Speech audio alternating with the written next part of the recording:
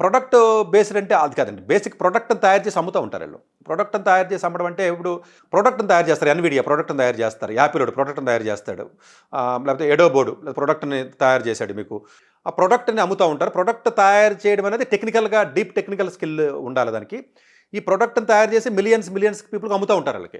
అందుగురించే ఈ ప్రొడక్ట్ అనేది చాలా హై క్వాలిటీ అండి. అంటే ఆర్&డి కూడా అందులో ఇన్వాల్వ్ అయి ఉంటది.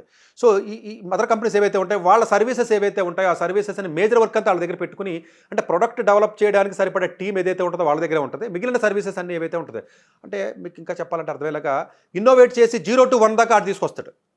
0-1 రావడం చాలా చాలా కష్టం. ఎందుకంటే జీరోలో ఉన్నాడు కదండీ. వాళ్ళు ట్రయల్ అండ్ ఎర్రర్ బేసిస్ మీద చేస్తూ ఉంటారు ప్రొడక్ట్. ఇప్పుడు చాట్‌జీపీటీ ఎప్పుడో మొదలెడితే మనకి 2017, 18లో బయటకొచ్చింది ప్రొడక్ట్. ఇప్పుడు క్వాంటమ్ ఇప్పుడు తయారు చేస్తుంటే ఎంతో ఇన్వెస్ట్‌మెంట్స్ పెడుతుంటే ఇప్పుడు తర్వాత ఎప్పుడో బయటకొస్తాయి.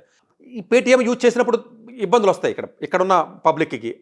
ఆ ఇబ్బందుల్ని సాల్వ్ చేయడానికి ఇక్కడ మళ్ళీ సర్వీస్ టీమ్ ఉంటదండి. ఇది మళ్ళీ సర్వీస్ సెక్టర్‌లోకొస్తది. అంటే ఒకే కంపెనీకి 2 ఉండొచ్చా అంటే 2 ఉంటాయి.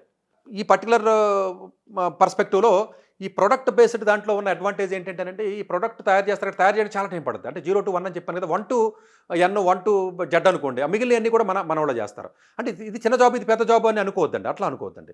ఇప్పుడు ఈవెన్ సర్వీస్ దాంట్లో ఉన్నవాళ్ళు కూడా చాలామంది సాఫ్ట్‌వేర్స్ ఎస్‌డి రోల్స్ ఉంటాయండి. సాఫ్ట్‌వేర్ డెవలప్‌మెంట్ రోల్స్ ఉంటాయి. ఇవన్నీ ఉంటాయి.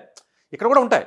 బట్ దీంట్లో చేసి నేచర్ ఆఫ్ జాబ్, దీనికి చేసి నేచర్ ఆఫ్ జాబ్ వేరు. చేసిన ప్రొడక్ట్‌ని ప్రాబ్లమ్స్‌ని, టెక్నికల్ ఇష్యూస్‌ని, మేనేజ్‌మెంట్‌ని మొత్తం అంతా ఈడే చూస్తాడు. మేబీ డిజిగ్నేషను L3 అని ఉండొచ్చు, L4 అని ఉండొచ్చు. సేమ్ సాలరీస్ మేబీ దానికి తగ్గట్టుగా ఉంటాయి. కానీ వీడు యూఎస్ ఎళ్ళాడనుకోండి, ప్రొడక్ట్ డెవలప్‌మెంట్‌లోకి ఈయన్ని రానివ్వరు. అందుగురించే చాలా వరకు ఇండియాలో చేసి కంపెనీస్ ఏవైతే మీకు ML roles, AI roles, deep roles, R and D roles ఉండవు. 80% ఆఫ్ ది జాబులు ఇవన్నీ కూడా డిఫరెంట్ కైండ్ ఆఫ్ నేచర్ ఉంటదండి. తక్కువ, ఎక్కువ అనేది నేను ఆ డిస్కషన్‌లోకి వెళ్తే పక్కన పెట్టండి. అందువల్ల మ్యాచ్ అవ్వరండి. అందు గురించి ఇక్కడ 4 ఏళ్ల ఎక్స్‌పీరియన్స్ ఉన్న తర్వాత యూఎస్ ఎళ్లి మీరు ఎంఎస్ చేస్తాను, ఎంఎస్ అయిన తర్వాత ఉద్యోగం చేస్తానంటే 4 ఏళ్ల ఎక్స్‌పీరియన్స్‌ని ఎవడు కేర్ కూడా చేయడక్కడ. అన్లెస్ ఎగ్జాక్ట్‌గా మ్యాచ్ అయితే తప్ప. సో, ఇక్కడ పర్టిక్యులర్‌గా వచ్చేటప్పటికి ఆ డిఫరెంట్ ఆఫ్ రోల్‌ని డిఫరెన్షియేట్ చేయడానికి ట్రై చేస్తున్నానండి మీకు అర్థం అవ్వడం గురించి. మేజర్‌గా ప్రొడక్ట్ ఇక్కడ డెవలప్‌మెంట్ అనేది. ఇప్పుడు జీసీసీ వచ్చిన తర్వాత మేబీ ప్రొడక్ట్ కూడా ఇక్కడ చేయాలని చెప్పేసి ముందుకొస్తున్నారు. డెఫినిట్‌గా జీసీసీలో కూడా 350 బిలియన్లు ఉన్నట్లయితే ఆల్మోస్ట్ మీకు 70 బిలియన్స్ వరకు జీసీసీస్ కంట్రిబ్యూషన్ ఉంది. జీసీసీస్‌లో నెక్స్ట్ కమింగ్ ఇయర్స్‌లో ఈవెన్ 2026, 2027లోనే దగ్గర 20 లక్షల ఉద్యోగాలు క్రియేట్ అవుతాయని చెప్తున్నారు. చూసారా ఇక్కడ ఉద్యోగాలు పోతున్నాయని భయపడినా అక్కడ ఉద్యోగాలు క్రియేట్ అవుతా ఉంటే ఆటోమేటిక్‌గా అంటే ఫర్మ్ ఓన్ కంపెనీ అండి అది. ఎన్‌విడియా ఓన్ అంతే. ఇంక వాడు వేరే వాడికి ఇవ్వడు.